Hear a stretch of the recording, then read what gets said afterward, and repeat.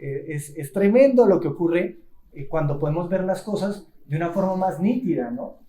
Yo en particular, Ricardo me decía que me veía como, ay, si Fernando sí es orgulloso, porque a todos mira así, por encima del hombro, y era porque yo tenía una enfermedad que yo no podía enfocar bien de lejos, entonces a mí me tocaba mirar siempre muy cerca, cuando veía de lejos veía doble, entonces para mirar de lejos lo que hacía era que alguien me llamaba por allá, yo me tapaba un ojo, y hola, ¿qué tal? Y lo saludaba tapándome un ojo, pero yo no podía ver muy bien y enfocar muy bien de lejos. Entonces, como que mi mundo transcurría en pocos metros. Yo trataba de mirar aquí a los que podía cerca, si alguien me llamaba, me iba, me acercaba y ahí sí levantaba la vista para poder verlo. Pero después de la operación, cuando me operaron, una de las cosas que me impactó fue poder ver las cosas con ambos ojos. Entonces, cuando yo miré, yo dije, ¡ah! Era diferente, se ve diferente el mundo al verlo con ambos ojos, ver la montaña y ver las cosas que se veían a lo lejos. Yo quiero que este sea como algo que nos ayude a reflexionar. ¿Qué tal si en el mundo espiritual nosotros no estamos viendo las cosas y nos estamos perdiendo de algo? ¿Cuál sería su reacción? Piensa en esto. ¿Cuál sería su reacción si hoy Dios le hablara de algo, si la Biblia le comunicara un mensaje y usted empezara a ver a Dios y empezara a ver el mundo y verse a sí mismo de una manera diferente? Tal vez habría ese sentimiento de asombro, que fue el que nosotros empezamos a experimentar cuando empezamos a acercarnos a la verdad. Entonces, este tema tiene que ver con dejar que Dios me muestre que hay una forma diferente de ver, que tal vez me esté perdiendo de cosas. ¿De qué nos estaremos perdiendo? Y entonces quiero darle el paso aquí a Ricardo. Y esa pregunta uno a veces no se la hace hasta que, ¿de qué me estoy perdiendo? Tal vez solo lo pienso cuando escucho a otro hablar de algo que yo no he vivido, como cuando alguien me habla de Dios y escucho este comentario muy común. Uy, pero tan especial como habla el de Dios, o qué chévere como esta persona se expresa de Dios, a mí no me pasa eso. Entonces, como que uno empieza a comparar cuando escucha la experiencia de otro, empieza a comparar la de uno, y uno se podría preguntar, ¿qué está viendo esa persona de Dios que yo no estoy viendo?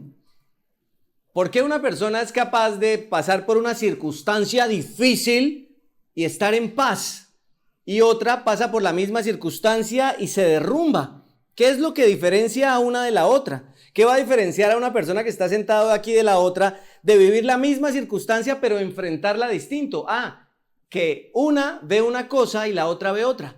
Así que transmitir la fe va a ser como hablar de unos lentes. La fe, hoy nos vamos a imaginar la fe, queremos imaginarnos la fe de la que la Biblia habla como unos lentes que nos permiten ver desde la perspectiva de Dios. Entonces, cuando yo me ponga los lentes de la fe, voy a poder ver las cosas como Dios las ve, y eso va a ser interesante, porque hasta el día de hoy tal vez las he visto como yo crecí viéndolas, como me enseñaron, o como mi propia naturaleza me dice, aquí no hay más que hacer porque es que así soy yo, así es mi familia, en mi casa todo el mundo siempre se ha peleado, se han separado, porque es que, y entonces uno empieza a hablar del pasado, de la historia, es que a mí me hicieron de niño esto, y por eso es que yo soy así. Y de repente Dios viene y me pone los lentes de la fe y me dice, no, yo voy a hacer algo nuevo. Entonces, para transmitir la fe y vivirla, necesitamos dos cosas. La primera, estar totalmente convencidos. Y aquí es donde va a ser como la idea. Necesito estar totalmente convencido. ¿Convencido de qué? De la perspectiva de Dios. Si usted quiere ver el mundo diferente, necesita estar totalmente convencido de que lo que Dios dice es cierto, de que lo que Él dice es verdad. Nuestros textos de explorar hoy están en Romanos, porque no nos sentamos nunca, o tratamos de no sentarnos nunca aquí a tratar de buscar cómo la Biblia nos apoya lo que nosotros decimos. Más bien tratamos de buscar qué dice la Biblia y ser lo más cercanos a lo que nos está diciendo. Y quiero que usted mire en Romanos, en el capítulo 10, en el versículo 9, que podamos leer dos textos. Y sobre estos dos textos quiero que usted entienda cómo es la idea de estar seguros de algo. Entonces, tal vez algunos los van a poder ver. totalmente convencidos, dice versículos 9 y 10. Podemos leerlo juntos los que alcancen a ver y todavía no necesiten los lentes. Dice, si declaras abiertamente que Jesús es el Señor y crees en tu corazón que Dios lo levantó de los muertos, serás ¿qué? Salvo. Aquí hay una afirmación. Si tú declaras abiertamente, si tú crees, si tú tienes una convicción profunda, dice, y es esa convicción con respecto a quién es Dios y lo que Él hizo, serás salvo. Pues por creer en tu corazón, dice el versículo 10, que eres hecho justo a los ojos de Dios, pues es por creer en tu corazón que eres hecho justo a los ojos de Dios y es por declarar abiertamente tu fe que eres salvo. Fernando nos lo decía el domingo pasado, cuando tú eres capaz de hablarle a otro de algo y decir, esto funciona, es porque estás convencido. Tú eres un vendedor innato de aquellas cosas de las que estás convencido.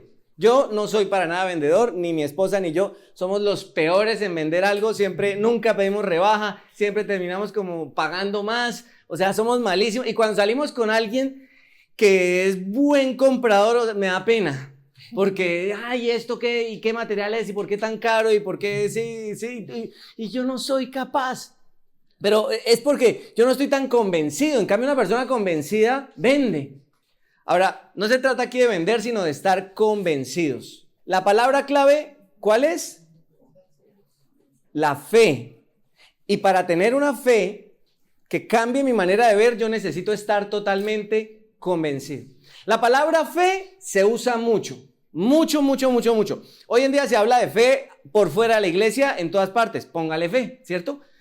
Hay un remedio, póngale fe. Tiene un negocio, póngale fe que eso le sale. O sea, ¿qué es la fe y qué no es la fe? Le voy a decir así sencillo, por encimita lo que la Biblia no me dice que sea la fe. La Biblia no me dice que la fe sea imaginar algo, desearlo tanto, que eso que estoy deseando yo lo puedo atraer y lo puedo tener porque lo deseé.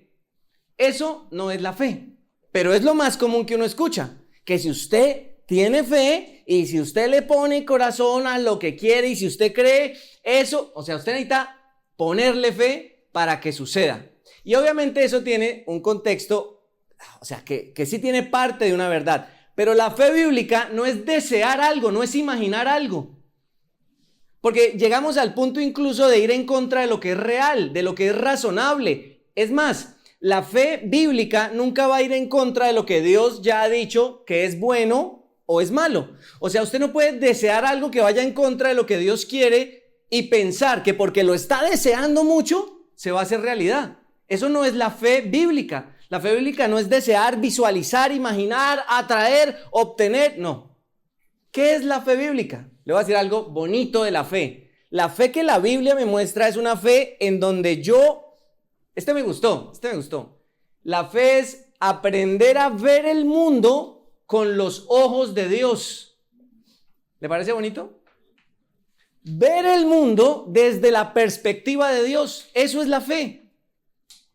Lo que leímos acerca de Jesús, de cómo la fe puede llegar a traer salvación, se refiere a dos cosas importantes. Y esto es un identifica que usted puede llevarse de esto. Para estar totalmente convencido, piense en identifica y dice, acerca de la vida cristiana, el punto de partida de la vida cristiana es por la fe en el lugar correcto. Y el desarrollo de la vida cristiana es si usted está parado en la fe correcta. Usted inicia y desarrolla su vida con Dios solo si tiene la fe adecuada. Entonces dice que identifica, que quiero que lo guarde en su mente, dice, Dios rescata, porque esa es la misión que la Biblia me dice que a través de toda la Biblia yo veo un rescate. Dios rescata a través de una fe que nos permite ver. ¿A quién? A Jesús. ¿A quién más? A nosotros. ¿Y qué más? Y el futuro como nunca antes lo habíamos visto. ¿Sabe qué es emocionante de la vida cristiana? Que yo aprendo a ver la vida como nunca antes lo había visto. No necesito un gurú, no necesito un coach, no necesito alguien que me invente un video y una película de cómo la vida es. ¡Wow! No, yo puedo ir a la palabra, puedo encontrar en la palabra, puedo encontrar en lo que Dios me ha mostrado ¿qué es o cuál es la realidad para que mi fe corresponda a la realidad?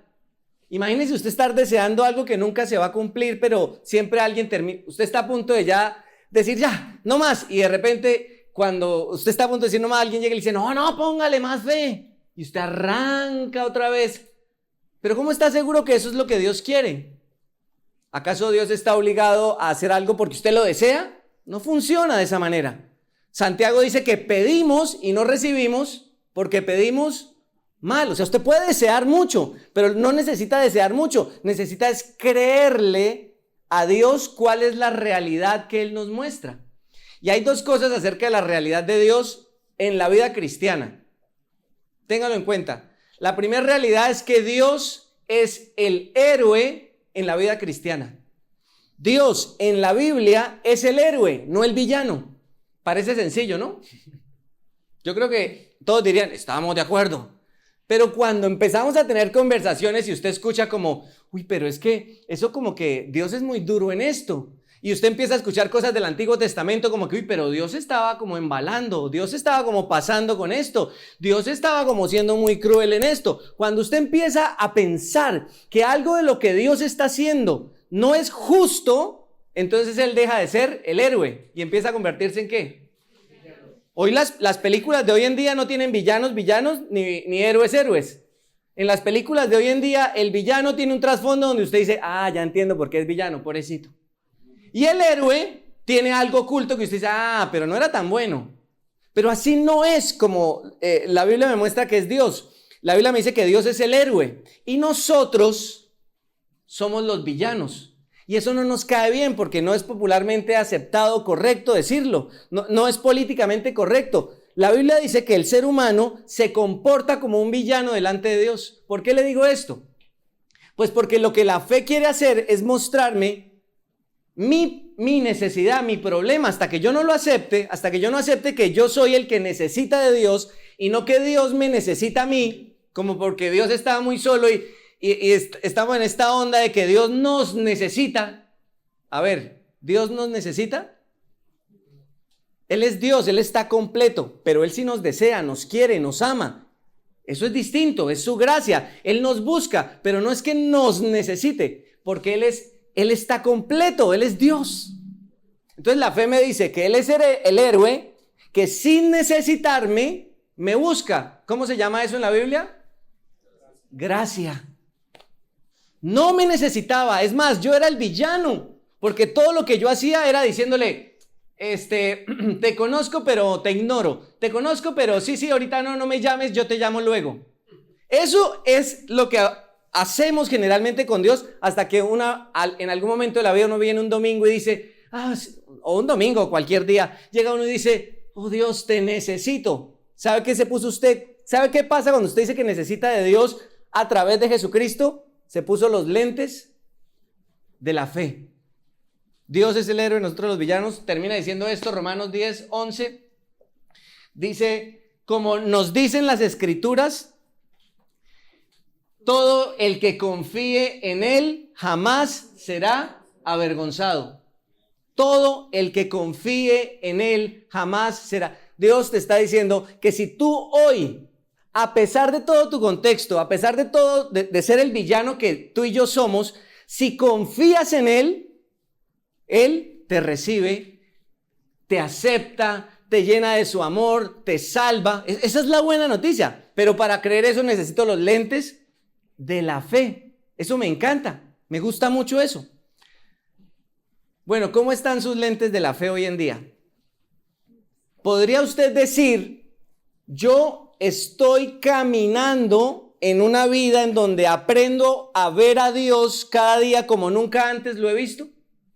Si esto es simplemente para puntualizar y decirle, si usted no ha venido avanzando en su idea de Dios, sino que su idea de Dios se quedó allá atrás en algo que usted cree que ya conoce, pues está perdiéndose la oportunidad de ver el mundo como nunca antes lo ha visto. Porque en la medida que nos acercamos a Él, nuestra idea de Él cambia para bien. Acérquese a Dios a través de Jesucristo, como nos dice la palabra, y usted va a empezar a verlo como nunca antes. También va a haber cosas de usted como nunca antes ha visto. Y puede ser incómodo. pero a través de lo que es Él, usted es transformado. ¡Qué chévere! Esos son los lentes de la fe. ¿Sabe qué cambió en mi vida ¿Sabe por qué cambió mi vida? O la vida de cualquier cristiano.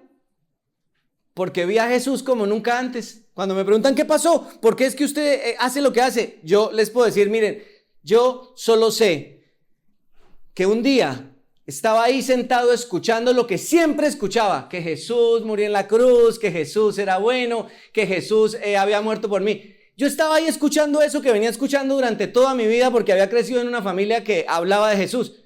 Y estaba ahí y ese día algo pasó. Vi a Jesús como nunca antes. Lo vi como mi Salvador. O sea, fue un día en donde yo dije, Jesús murió por mí.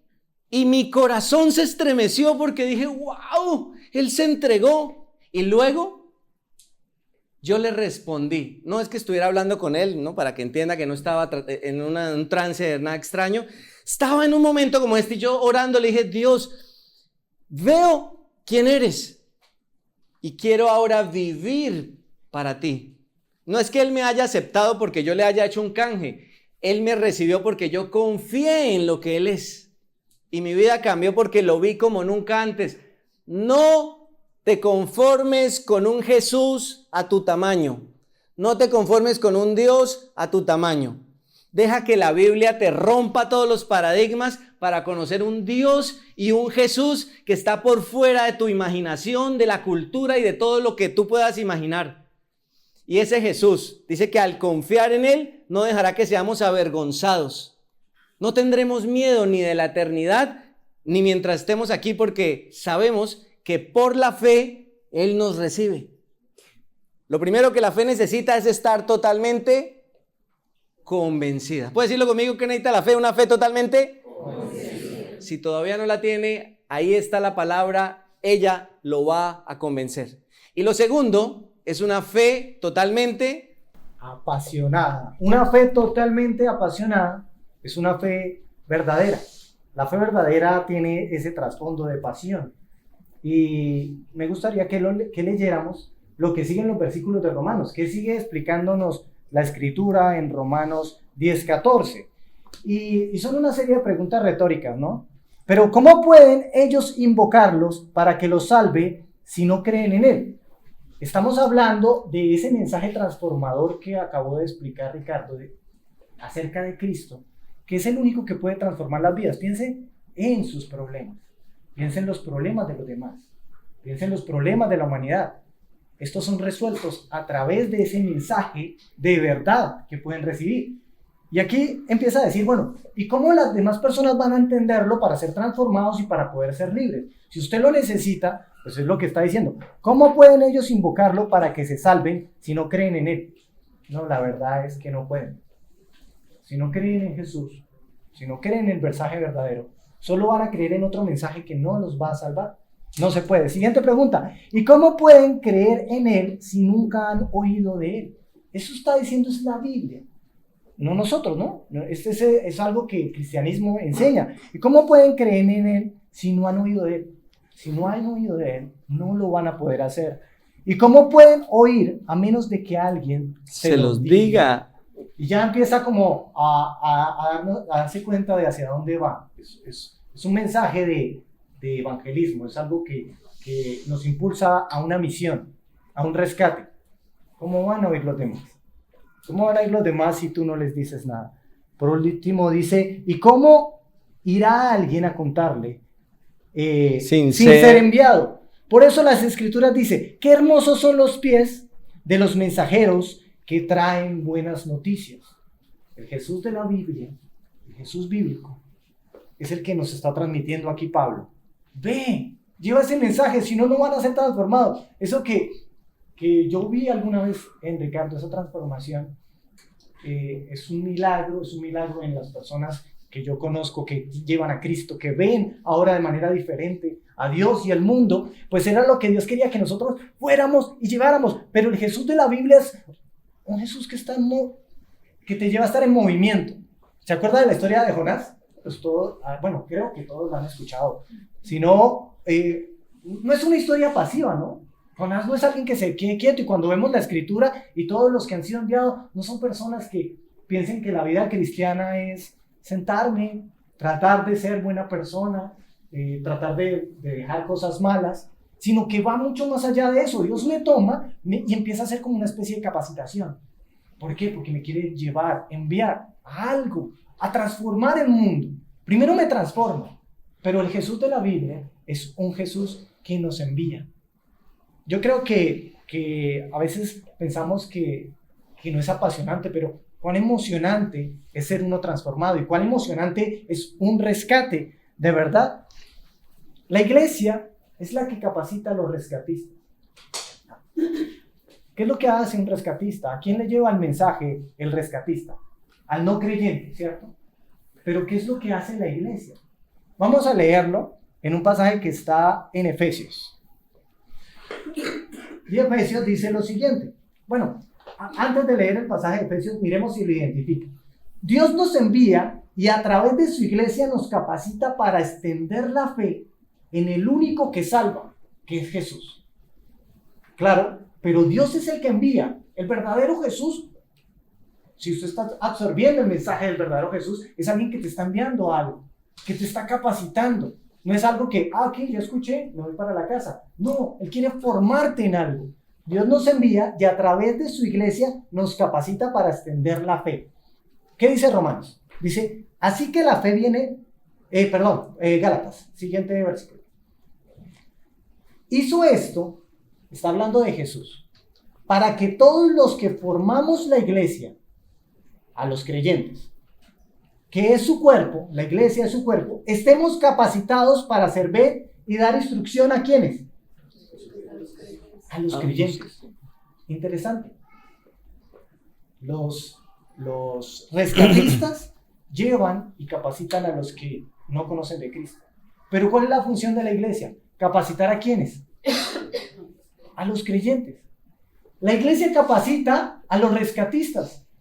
La iglesia, según el versículo, dice, estamos capacitados para servir y dar instrucción, no a los que no conocen de Cristo. La iglesia, que es el cuerpo, está para dar instrucción a los creyentes.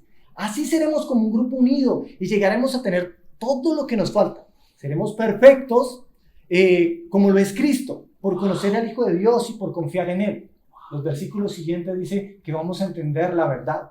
Y no seremos como niños que alguien nos enseña una cosa y luego vamos a otra iglesia y nos enseñan otra y fluctuamos en nuestra fe, sino que seremos personas maduras y creceremos en su amor y seremos como Él quiere que nosotros seamos. Dios nos quiere que nosotros seamos rescatistas, pero tenemos que ir al lugar donde se capacitan los rescatistas. ¿Han visto estos lugares donde se capacitan los bomberos? Y ellos se entrenan porque tienen que rescatar. Es que el rescate es algo, no es tan sencillo. Hay gente que se capacita para eso, ¿no? Y aprende a levantar a una persona de 150 kilos y a correr y a subir escaleras súper rápido. Bueno, la iglesia es ese lugar donde los rescatistas se capacitan. Es ese lugar. Y tal vez las personas piensen que es aburrido, pero un rescate tiene de todo menos de aburrido. ¿Recuerdan que yo les contaba esta historia que pues salió en las noticias de este niño que cae en un tubo, en un drenaje de 10 metros, pero con este tamaño, con este diámetro? El niño, es un niño como de 2 añitos, cae y la familia lo busca, pasa un tiempo, ¿no? Cuando lo escuchan llorar allá, traen maquinaria pesada, pero no pueden abrir porque la maquinaria amenaza con tapar el ducto en el que el niño cayó. Entonces, pues imagínense las noticias, la policía, los rescatistas, todo el mundo ahí intentando hasta que aparece alguien que tal vez pensaría uno, no tiene pinta de rescatista, y era otro niño, alguien de 14 años, pero muy delgadito, y dice, yo me puedo meter, si ustedes me amarran de los pies, yo me meto, tomo al niño y lo saco. Y entonces los papás del niño, del rescatista, y ahora vamos a meter a otro niño en el hueco, ¿qué vamos a hacer? Pues sí, efectivamente lo amarran, le ponen una cámara, ponen oxígeno, intentan hacer todo lo posible para que al bajar el otro niño no sea lastimado, todos estén bien y empiezan a descenderlo, pero todo el mundo allá afuera esperando. Y empiezan a tirar de la cuerda, ya, suban. Cuando el niño saca al pequeño y el niño pues, todo el mundo pues talla en ovación, ¡ah, qué chévere, ha sido rescatado! está herido, pero pues con signos vitales, está bien, se pudo recuperar, está bien, el niño se salvó, se sanó. Pero si algo tiene un rescate, es de todo menos de aburrido. Y la iglesia es ese lugar que me da una misión, no es aburrida, es una misión apasionante. Si estamos escuchando el verdadero mensaje, entonces entendimos algo, tuvimos, como decía Ricardo, una comprensión de mi fe, y entonces ahora queremos ir y rescatar. ¿Qué está ahogando tu pasión? Tal vez que no te estás dejando que Dios te diga, ve, o sea, Dios te está mandando, ve, y nos rehusamos, no, yo no quiero ir, yo no quiero ir. Pero Dios te está enviando a algo que primeramente tienes que estar convencido, a algo que la palabra del Señor te enseña. Y esto es lo que Él quiere, que seamos transformados como la Escritura lo dice. Por último, me gustaría que leyéramos nuevamente la frase que está al inicio, o la que le leí al inicio, o yo se las leo, si no está en pantalla, y es la siguiente, con la que cerraríamos. Dios nos llama a vivir y transmitir una fe totalmente convencida y totalmente apasionada. Quisiera que en este momento hiciéramos una oración en la que tuviéramos claros estos dos conceptos de los que hablamos hoy. Esto de estar convencidos y apasionados de una fe viva. Señor Jesús, hoy nos dirigimos a ti en oración porque creemos que tu palabra nos da las razones suficientes y que en el momento en el que las creímos, los que ya las creímos hemos sido transformados, y las personas que todavía no lo han creído, este es un momento en el que pueden creer en lo que Jesucristo hizo por ellos y los milagros que hará de vida eterna, de perdón de pecados, por creer en Él. Creemos, Dios, que no solamente esa transformación que tú harás en nosotros es para nosotros, sino que queremos permitir que tú nos enseñes y nos capacites para poder ser estas personas que tú envías. Queremos tener la instrucción de la iglesia, una instrucción correcta, con un mensaje correcto, con la verdad, para poder llevarlo a otras personas y que estas personas sean transformadas. Te damos gracias por tu gran amor. Amén y amén.